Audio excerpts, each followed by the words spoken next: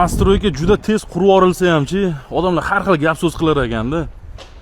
Aka bir insof bilan qursanglar bo'lmaydimi? Javohir aka. 1,5 yilda shuncha bitirib tashladinglar. Shunaqa hozir 80% bitdi. Shu yil topshiramiz.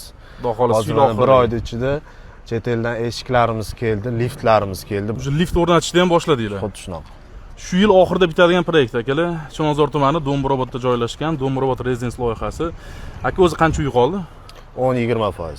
20% uy qoldi. Ularga ham bo'lib to'lash qilib berasizlarmi? Shunaqa. Boshlang'ich qancha? Oyma-oy. Necha oy? 50-70-100 million boshlang'ich. 6,5 milliondan 9,5 milliongacha oyma-oy to'laydi.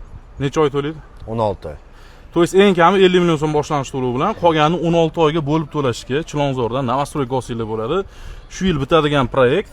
Xudo xolasa taqdimot bo'ladi deysiz. 7-8 avgust kunlari onlayn taqdimotda sotib ochamiz. Pastda izohlarda plus belgisini qoldirsalaring, Javohir aka onlayn taqdimotning havolasini tashlab beradi. Kommentariyada plus belgisini qoldirib, mana shu taqdimotda qatnashsanglar bo'ladi.